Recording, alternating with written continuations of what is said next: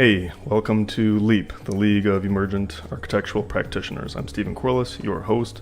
Tonight we are going to explore AI video in the architectural discipline.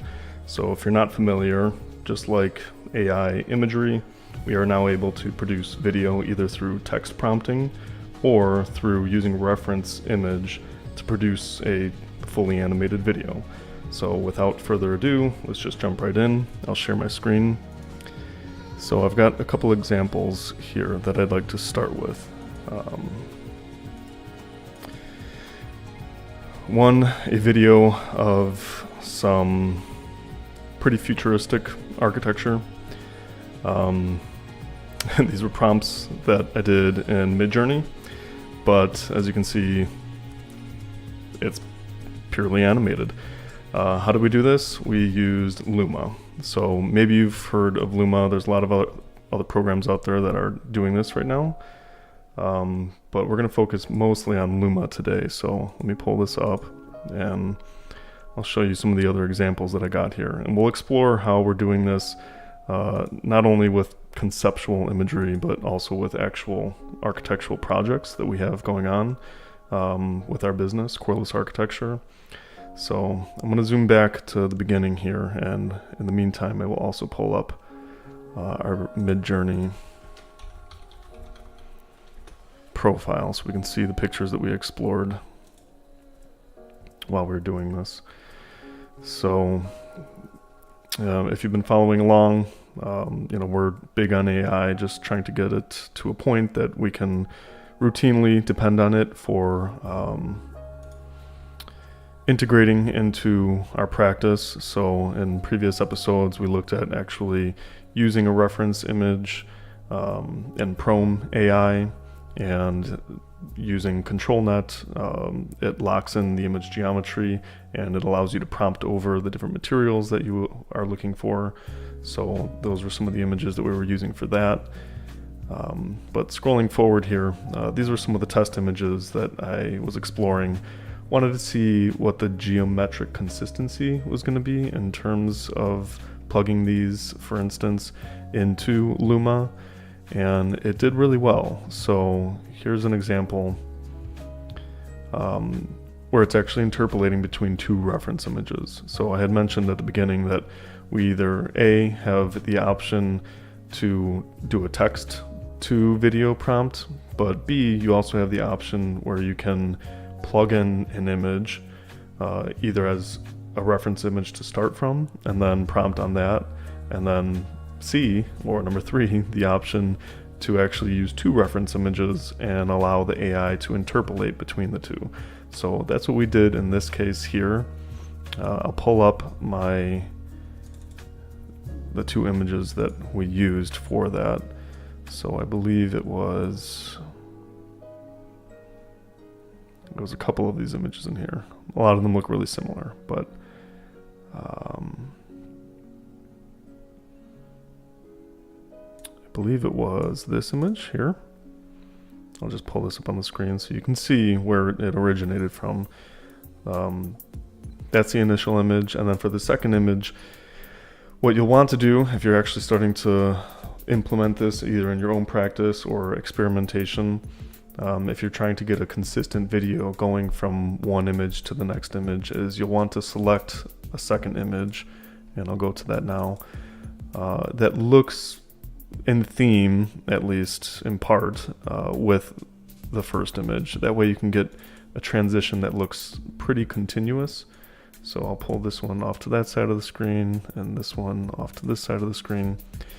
So you can see we've got two different images here that I have the striations. For these images in Midjourney, I had used a common reference image and some of the same prompts, but tweaking the prompt slightly to get more of an exterior view and then more of a slightly interior exterior view, or just a close-up view of what would look like sort of a poolside patio. But the images are similar enough where you can imagine the AI interpolating between the exterior and the interior. And so jumping to this, that's exactly what we got here. The prompt, I'm not even sure I included a prompt for this one, or here the prompt was actually architectural drone tour, and which is interesting. The prompting in Luma, I've noticed, has been slightly sporadic, not really, sort of volatile, not really dependable. You'll get like 1 out of every 3 will actually follow the prompt that you're looking for. So again, there's a lot of critics looking at a lot of this work saying, you know, it's never going to be there, it's not good enough, blah, blah, blah. But, you know, it's still in its infancy, I can say. And it is getting there, because another example, if we jump right to it, is an example that I used for a client actually, and this one was a walkthrough between 2 architectural renderings of our 3D model, and I wanted to give them a sense of the space without spending all the time to set up an animation path, or especially render out on my old PC machine here. It would take hours. So this, you know, it did take some time because I'm not subscribed to the Luma's subscription. I'm still utilizing their like free credits right now. So there is a queue and a wait time, but it's something that you can easily set, forget, and come back to. And if you wanted to, you know, skip the line, you can subscribe to their models. But for this one, I'll also go in and just pull up the images side by side so we can see what we're working with here. Just jump into my folders here.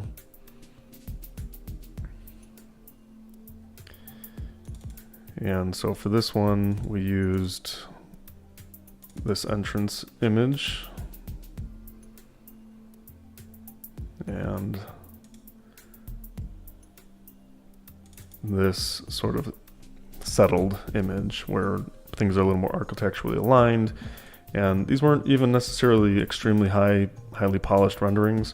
They were a first go around for our client. First pass at a design for an interior kitchen remodel, along with an exterior 3-season patio and some other work throughout the house. But you can see we've got the setup as if we were walking into the space through a corridor and then sort of settling on our final view here. And when I show you the Luma animation, see if I can zoom in a little bit here and make it larger on my screen. You know, when you start to look closer, you can see some of the artifacts there. We've got sort of missing cabinetry base off on the right hand side here that kind of comes into view finally. There's a soffit edge sort of on the top right corner that's not accurate to the model. So you are getting some inconsistencies, obviously, with AI. But the idea of moving through the space, I mean, it was a great tool to give them the sense of here's how it would feel, you know, with the lights kind of moving across you. Does the height of the lights feel nice? Does the stack of the refrigerator tower feel good in that corner there? There's a lot of elements that you can start to get a sense for the space. So I do want to mention here also the difference between this animation and the previous animation that I had just shown you. This one I plugged in architectural walkthrough of a modern cottage style kitchen. It's sort of the theme that we were going for with in terms of the client, the design intent. Whether or not we're right on the money, it's something I was just curious to test the prompt to see if it was going to either change any of the stylings or anything, and it didn't. It stayed very consistent with our images. So I'll just pull those back up on the screen there so you can see the first image and then the second image.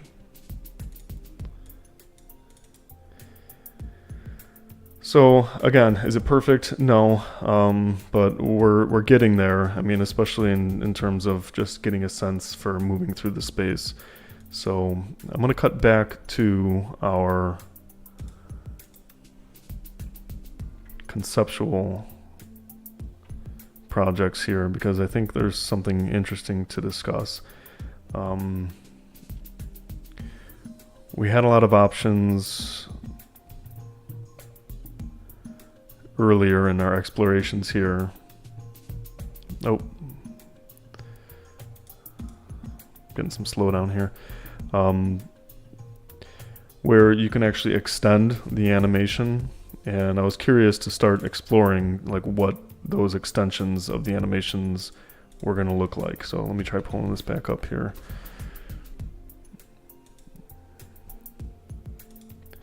I'm going to close out a couple things here. So extending the animation. You can see here you've got a little tab. You can either download, give it a thumbs up if you want to tell Luma that it's doing a good job, or a thumbs down. But there's this extend option. So what's interesting about that is if you don't have a third reference image, right now they only allow 2 reference images to start from, and then they basically take the last scene that was produced by Luma to extend the animation on. And so this next animation here, I did that, and I prompted, just to be consistent with the theme of the animation, an architectural walking tour through a luxurious, sinuous, futuristic home. And you can see where it started, where it stopped on my second reference image, and then where it starts to sort of zoom in. And the walking part is not quite as animated as our kitchen animation was, where you can actually see the camera sort of bobbing up and down. This one takes walk through a little more conceptually in terms of the camera movement. And there's some great resources online. I've seen a lot of videographers and just people who work with cameras help people who are prompting understand the different types of camera movements that there are. Everyone will use basically pan for everything, but there's trucking, there's dialing, there's sweeps, there's zooms, there's all different, there's rolls, a lot of different types of camera movements that I think a lot of the programs will respond to, but you'll have to kind of explore with those. And even now, like I had mentioned before, if you are exploring with them, you will notice that we're still just getting a little bit of random activity there. So this was the first extension that I did, and then I just wanted to see how far we could take it. So I basically kept extending it for, let's see, 1, 2, 3, 4 attempts here, and it brought us, pretty far into the house on its own, which was pretty interesting. So I'll just let it kind of play out here. You can kind of watch it go through. So it starts to move in through, and every time I used a pretty consistent prompt. It was something like the architectural drone tour or walking tour. This time it was exiting through a luxurious, sinuous, futuristic house. And yeah, I mean, it gets us pretty deep into the space, and you can see there's a lot of artifacts. There's a lot of things geometrically that are very inconsistent. So again, it is nowhere near where it would need to be, I think, to be a very accurate 3D model representation of something. But if you're storyboarding, you've probably seen amazing examples online or on your LinkedIn profiles of people who are exploring with great storyboarding and visioning. And I will say, just to talk to that point a little bit, I think there is something to be said about storytelling. And the thought with that is, I have seen some pretty bad examples of storyboards that are just extremely too chaotic or very sensory overload in terms of morphing, flipping, exploding, just very chaotic types of animations and movements through videography or the kind of film examples that they're trying to portray. That's bad, because what this actually affords us to do is spend more time on the actual storytelling. And that is to say that we're approaching, I think, a new era where we can go a little bit deeper in terms of really assessing what it means to be human, what it means to connect with one another, how we connect, what are the tools that we use to portray these types of connections, and not just AI or CGI or any other tools, but what are the mechanisms, meaning what are the actual phrases, what are the actual emotions that are behind the way that we connect that can be portrayed using these tools quickly to get those ideas out. And, I think the argument against that would be, well, they're not your ideas when you're just prompting something and getting a video, a 5-second video that could be anything, or an image. But I don't think that's true. I think that there's a lot of opportunity when and where the AI synthetic image generation or video generation can actually provide you with the unique vision that you had in your head, or it was close to it.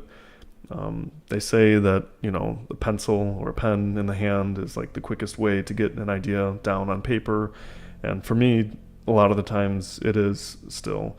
You're able to sketch, a fluffy cloud with an elephant riding it to the moon or whatever. It takes a lot longer to model something like that up. But prompting that can happen really quickly. And now the reason behind why you would have an elephant riding a fluffy cloud to the moon would have to have some deeper kind of value to it, because you are now afforded the ability to visualize that so quickly and so well. The story needs to have more depth.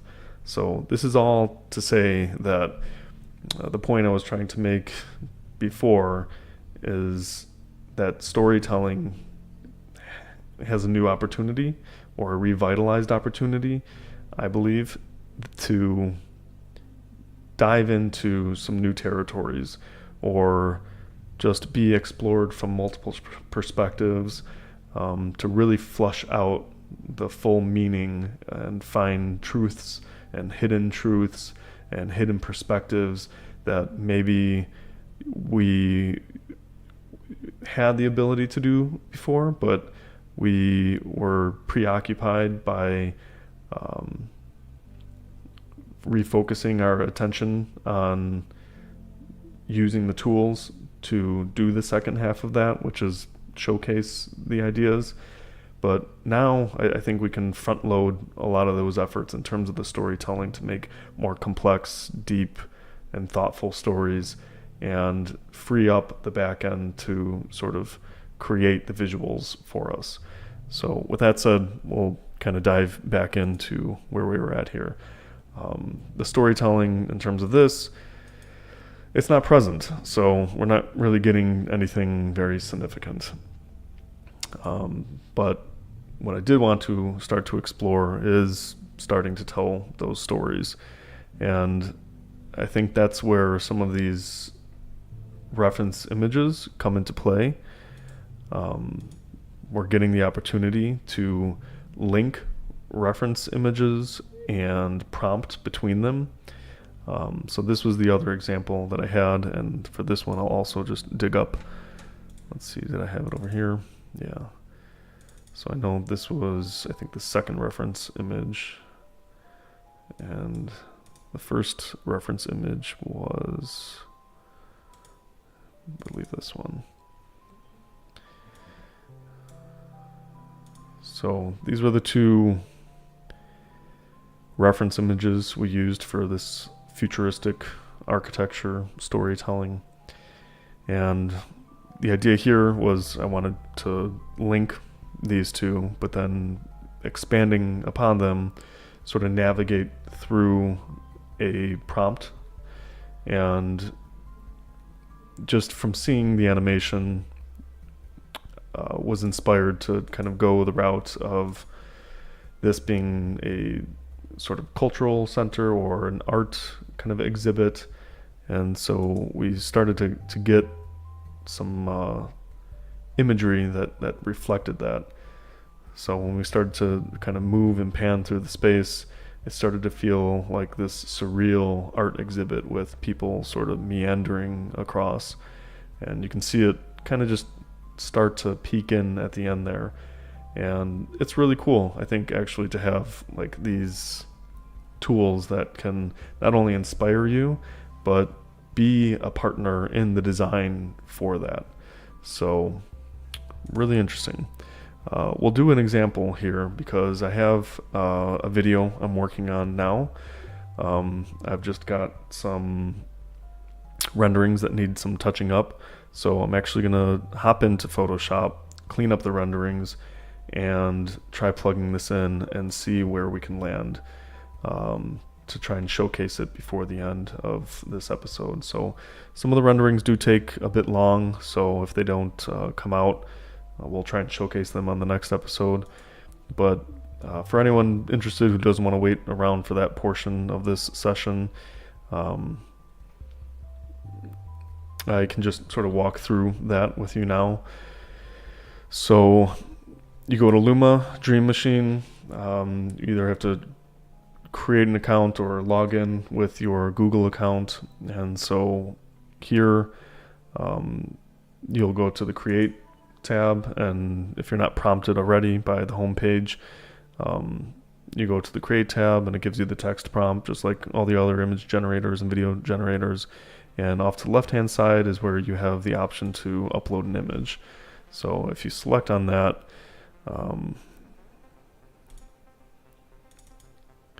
we're going to go into the Blair Warner drawings, renderings. So I've got a bunch of renderings here.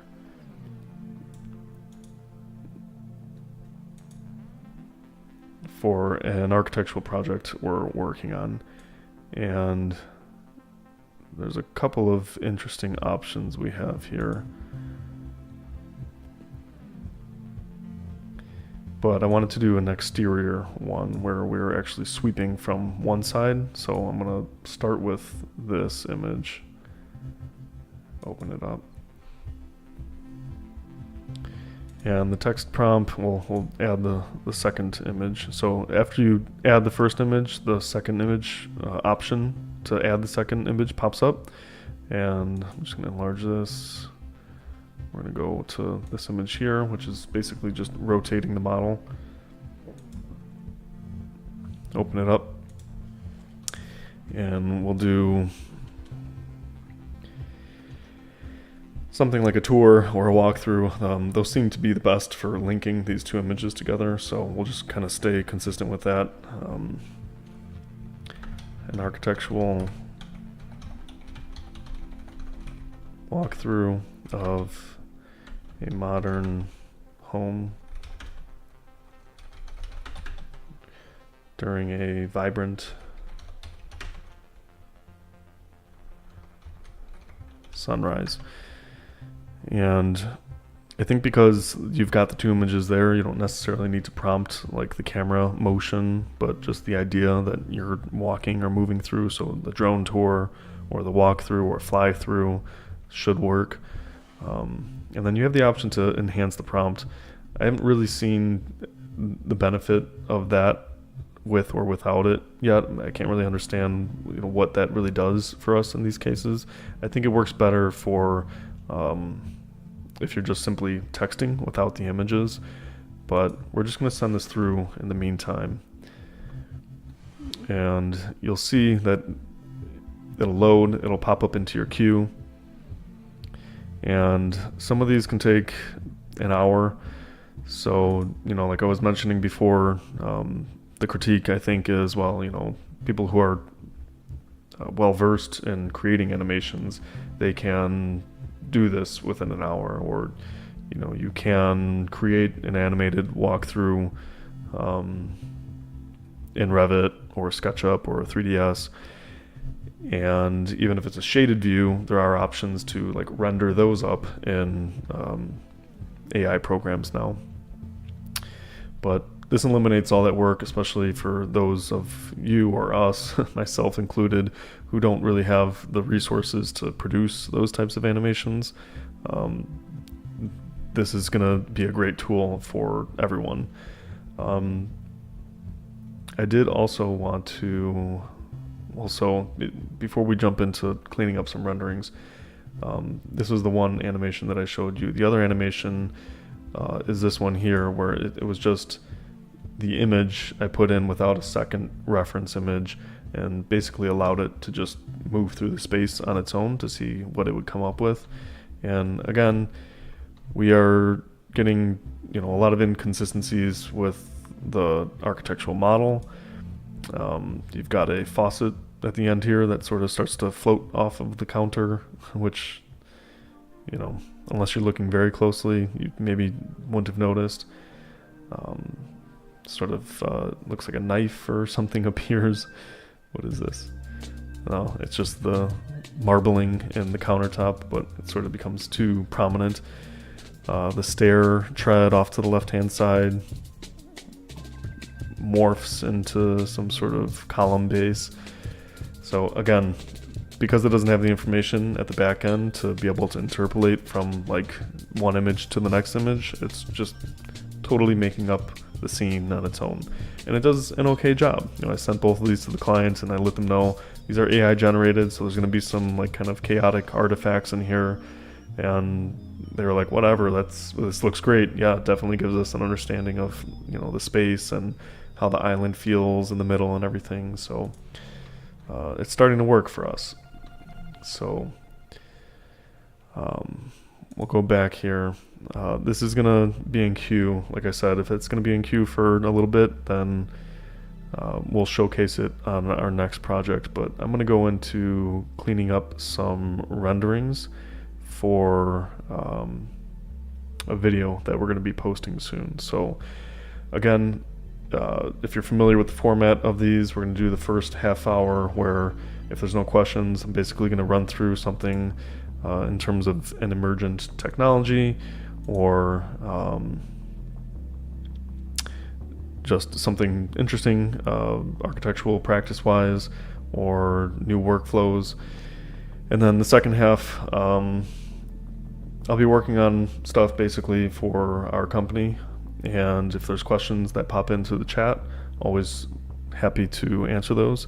But we've got another video coming out for Cordless Architecture soon for a project that we're working on in Highland Park.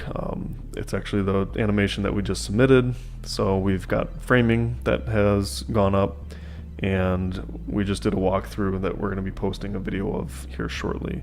So I can actually start just by showing some of those images. So we'll go to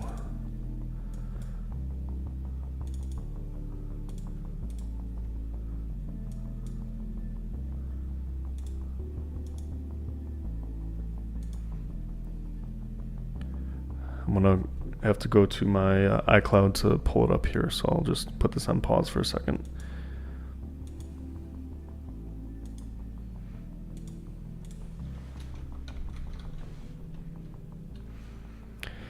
So in the meantime, I'll kind of continue talking in the background here. We've been under construction for about 5 or 6 months now.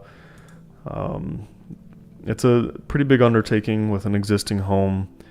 We've got basically took the entire second floor off and we're remodeling the entire first floor along with it. So it's almost as if we were just building from the ground up.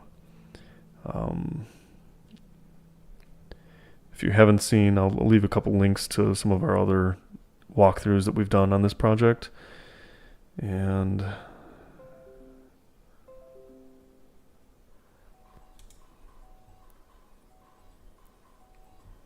here we go.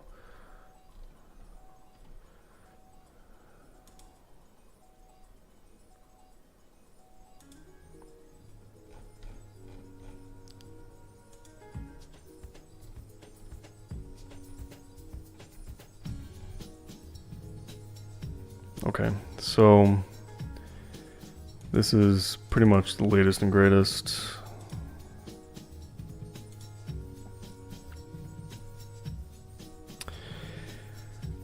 This is where we're at now, and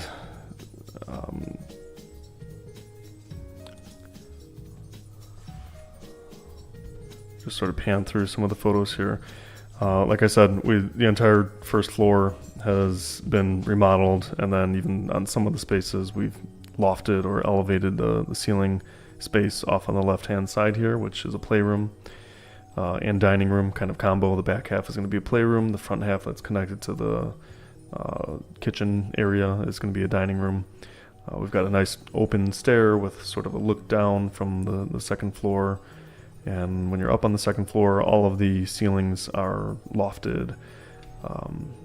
So throughout the entire second floor, we've got vaulted ceilings that match the slope of the roof line. So really interesting framing design. If you're interested in that, you can hop over to our other page, Cordless Architecture, and kind of follow along with that. But this is the project that I just submitted into Luma to try and see some of their test animations. And right now, we just did this walkthrough, created a video, and so I'm going to be uploading basically an image for the thumbnail. So that's what I'll be working on now. But the space is beautiful. I mean, I will say, you know, if you ever have the opportunity to work with a client who is open-minded, you get some really nice opportunities to create beautiful spaces. You know, obviously, I think it starts to fall on you to be the guide in terms of guiding clients to produce the beautiful spaces.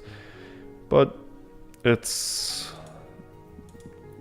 a great opportunity to explore different typologies and really kind of push the boundaries in terms of framing, what you can do with framing, framed openings, roof lines. So I've found residential architecture to be pretty interesting in terms of that. So with that said, we will kind of dive in here. So I'll allow you guys to just sort of follow along in the background here. Do one final check over here.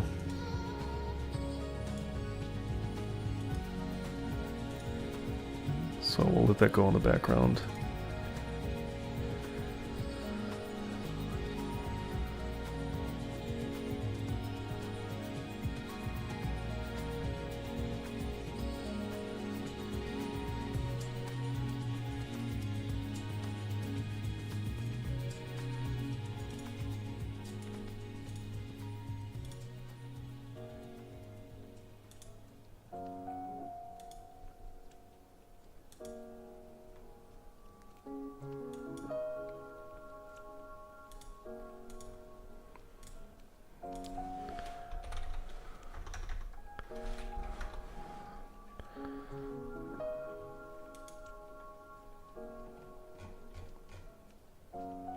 So I'm just browsing through my iPhotos here to pick a good,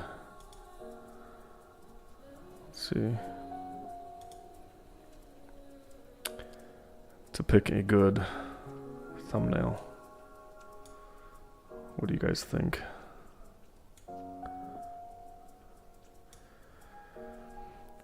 So for all my other thumbnails, for the under construction, it's usually been like a nice like framing plan, or I mean like framing, a view of like the framing. I think I might have some other photos that I'd like to use for that. I'll have to look into some of these folders here.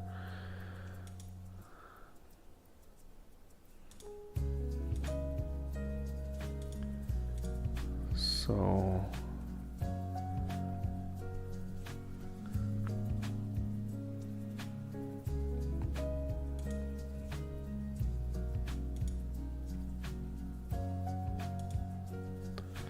let's see if this folder has it.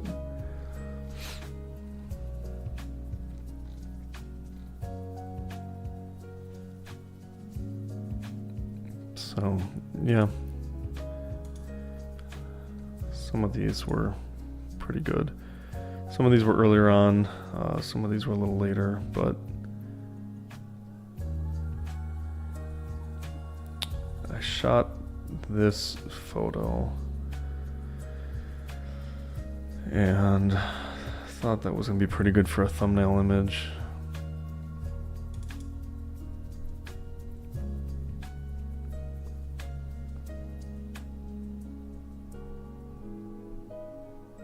But it's missing the windows now, and I want it to be up to date. So I think we're going to have to use a different photo. So let's go back into our library and see what we have here.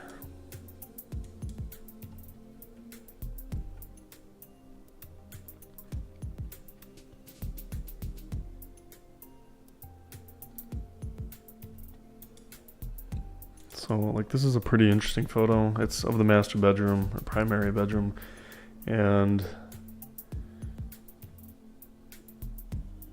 it's interesting because it's like balanced.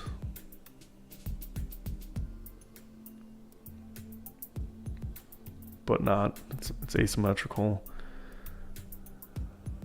It's asymmetrical, but it's balanced. So that's okay. Let's see what else we have.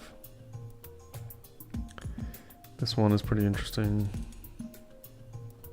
Also of the primary bedroom area. And then I had some downstairs photos that were pretty good. I think like that one's not bad. It shows the expansiveness of the space, but it's not really inviting. It's kind of like seeing the back end of the stair there is sort of like gloomy. This is going to be a great shot when it's all said and done, like it's all framed up.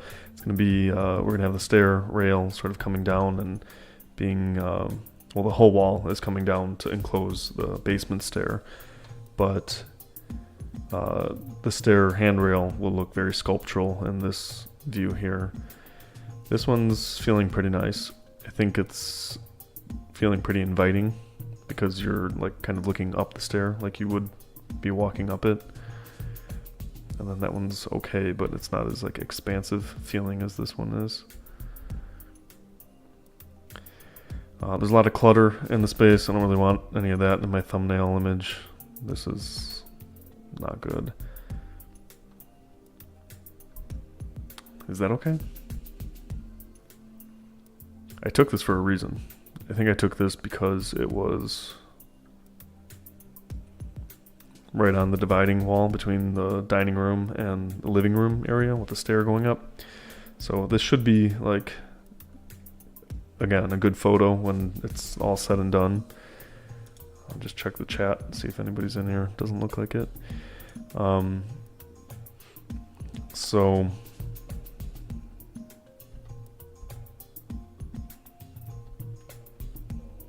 those can be okay. Maybe an exterior shot. Let's see what we have. That's not bad.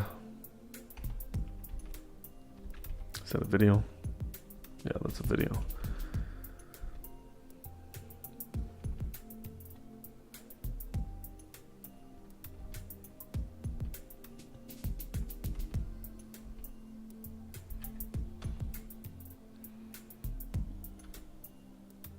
Could do one with the sign out front.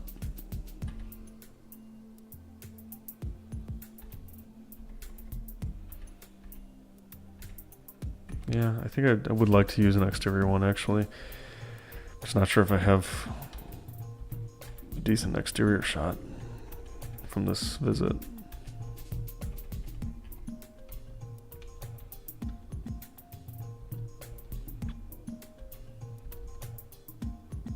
And these are looking like kind of murky and boring to me now.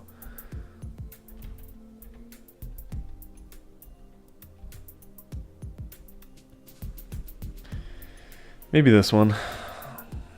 We'll start with this one. Okay, so I'm just going to download this.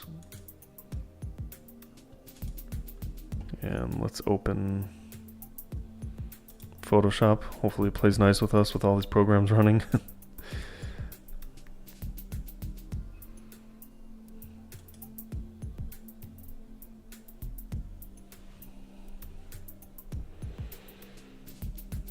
And in the meantime, we can check in on our Luma. Nothing. Yeah, like I said, I mean, it could take an hour or so. But if you were curious about any of this,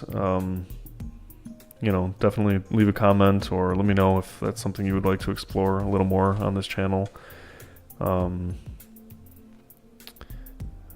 did have some extra tool kind of content in here that had the drone tour. This is just a GIF of this playing over and over.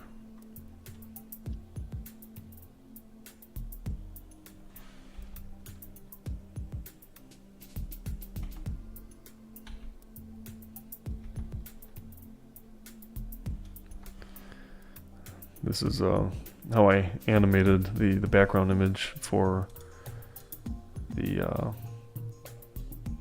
video here. So this is interesting. I think we'll sort of end on this so I don't take you guys through the whole thumbnail debacle here. This is something I posted immediately when I first gained access to Luma. So this was some old architectural drawings I had created using Midjourney, and I was curious to animate them and basically see, them come to life. And some of the prompts I think were basically an architectural walkthrough, trying to get the camera to move through the space and kind of bring to life these architectural drawings. Really interesting to animate the sort of hidden line drawing version of these views, and not a highly polished photorealistic rendering or attempt to make the most kind of explosive animation possible. This was exploring, I guess, the curiosity and how can we start to bring architectural drawings to life in terms of documentation to tell a better story of how to put buildings together. So you can imagine animations like this starting to pepper throughout an architectural drawing set. We're already seeing it now, and I guess to kind of tie the two storylines together, I'll pull up the drawing set of this project for the images that we just submitted there, and drawings.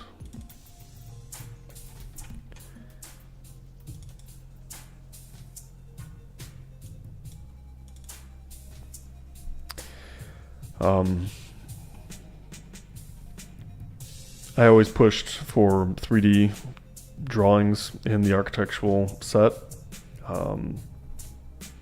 Over almost 15 years ago now. It's hard to believe.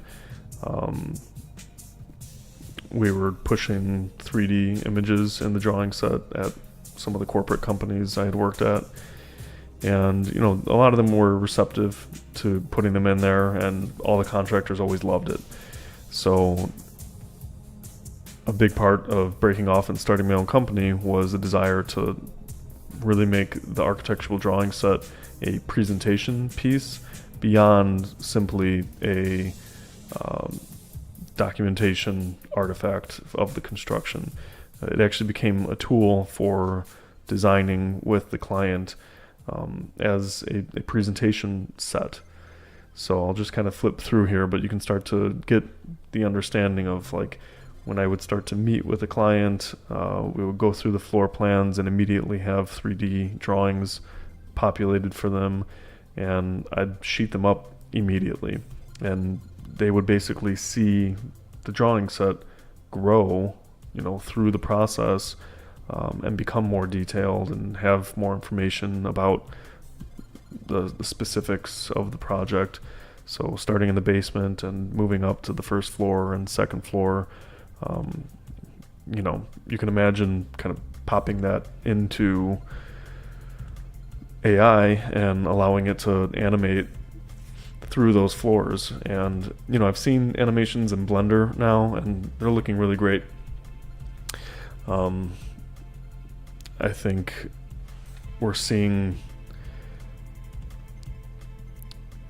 designs being animated. There's someone I follow on LinkedIn too that has like a 4D animation consultation company that basically like they animate the entire workflow for very large civic projects,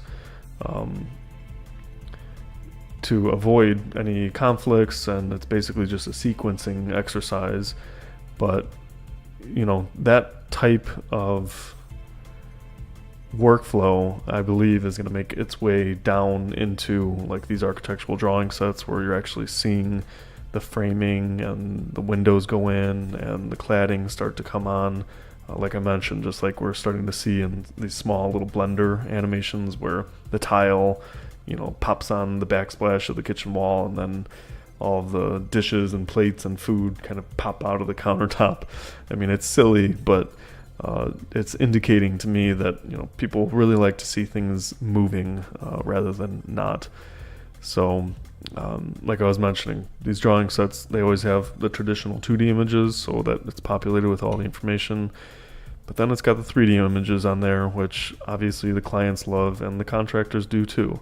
And it allows us to reference something and say, hey, did you capture that little return wall there? Because I know it's small and on the drawings it's set back and it could be easy to miss. But here you can't miss it. I mean, you're seeing everything on every side of the building, inside and out.